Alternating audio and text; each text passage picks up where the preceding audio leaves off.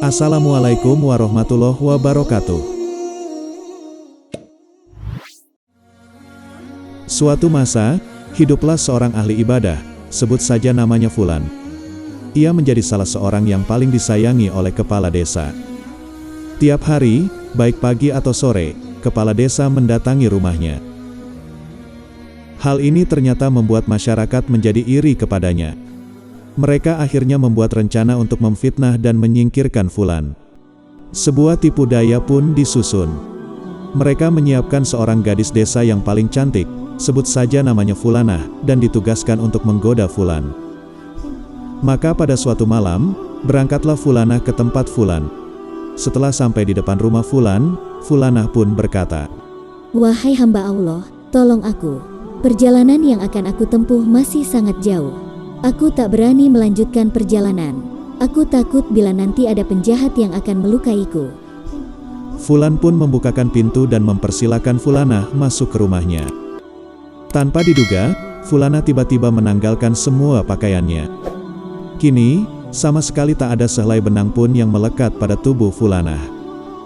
Fulan pun kaget dan berkata dengan mata tertutup, "Astagfirullah, apa-apaan kamu? Apakah kamu tidak malu telanjang di depan orang lain?" Fulanah malah menjawab dengan mempersilakan Fulan menjamah dirinya. "Ah, jangan banyak bicara. Silakan, nikmati saja keindahan tubuhku ini." Apa yang dikatakan Fulanah benar-benar membuat Fulan terkejut. Fulan segera mengingatkan Fulanah tentang dahsyatnya siksa neraka, jika ia tetap melakukan perbuatannya itu. Fulan lalu membentaknya, "Tidakkah kamu takut terhadap siksa neraka yang tak akan pernah padam?" Nasihat dan peringatan Fulan tentang siksa neraka ternyata tidak mempan.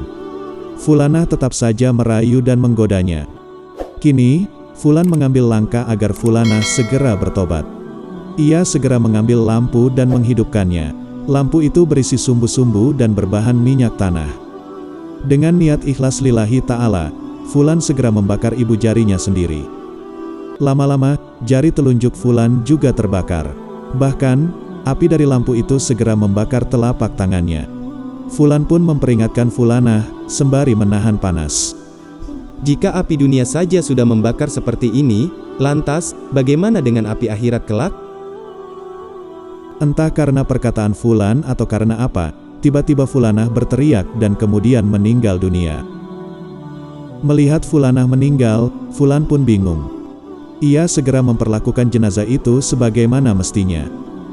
Ternyata, kejadian itu dimanfaatkan oleh iblis untuk memprovokasi penduduk desa.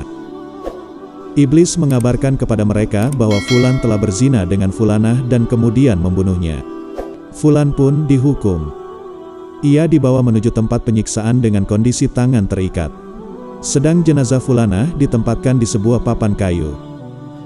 Ketika lehernya akan dibelenggu untuk kemudian dieksekusi, Fulan lalu berdoa kepada Allah Subhanahu wa Ta'ala. "Wahai Zat yang mengetahui segala rahasia," kata Fulan penuh penghayatan. Tiba-tiba ada suara menjawabnya, "Hentikan doamu. Penduduk langit menangis melihatmu. Jika kamu terus berdoa, niscaya langit akan berguncang." Dalam keadaan sedih seperti itu, tiba-tiba Allah mengembalikan ruh Fulanah kepada jenazahnya. Fulanah hidup lagi dan berkata, "Fulan itu terzolimi. Ia tak berzina denganku. Sungguh, aku masih perawan." Tak lupa, Fulanah menceritakan apa saja yang ia lihat. Para pasukan pun segera mengecek tangan Fulan. Ternyata, benar, mereka menemukan telapak tangan Fulan benar-benar terbakar. Pemimpin negeri segera menyatakan penyesalan atas keputusannya yang salah.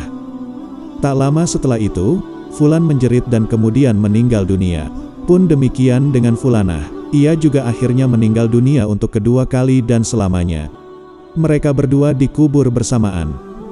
Kisah ini terdapat dalam kitab An-Nawadir karya Ahmad Syihabuddin Al-Kaliubi. Lewat kisah ini kita bisa belajar banyak hal. Salah satunya adalah selama kita yakin bahwa yang sedang kita lakukan itu benar, maka hendaknya tak ada rasa khawatir dan takut sama sekali. Allah bersama kita. Semoga bermanfaat. Wassalamualaikum warahmatullahi wabarakatuh.